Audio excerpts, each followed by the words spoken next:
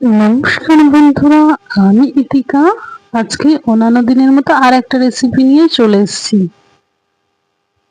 আশা করছি আপনারা সবাই ভালো আছেন, আমিও খুব ভালো আছি। তো চলুন রেসিপিটা দেখে নেওয়া যাক। আজকে আমি ধনেপাতা চিকেন বানাচ্ছি এবং তার জন্য মিক্সি জারে আমি অনেকটা ধনেপাতা নিয়ে নিয়েছি, কাঁচা লঙ্কা, এক টুকরো আদা, কয়েক কোয়া রসুন। যেহেতু আমার চিকেনটা খুব একটা বেশি ছিল না, অল্প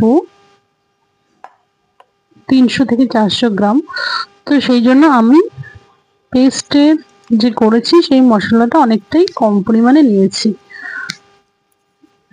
এবার ধনেপাতা, রসুন, আদা, কাঁচা লঙ্কা যেই পেস্টটা করলাম সেই পেস্টটা মাংসতে মিশিয়ে দেব। মাংসটা আগে থেকে যদি একটু ফ্রিজে রেখে দেন তাহলে অনেকটা নরম হয়ে যায়। এবার আমি নুন অ্যাড করলাম, এরপর কাঁচা তেল দিলাম।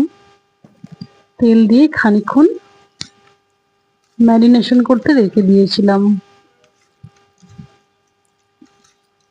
এবার আমি কড়াইতে এটি বসিয়ে দেব। এটা ভাত এবং পোলাও এই টাইপের খাবারের সাথে খুব ভালো যায়।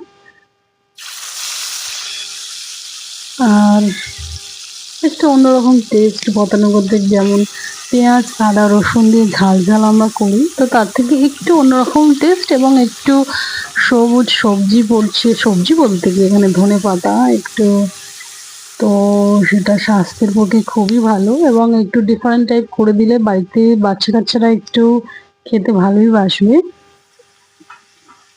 তো কিছুক্ষণ আমি এবার এটা কষা হয়ে গেছে, তারপর আমি ঢাকা দিয়ে রাখবো। ঢাকা দিয়ে কিছুক্ষণ রাখার পর আবার আমি নামিয়ে নিয়েছি।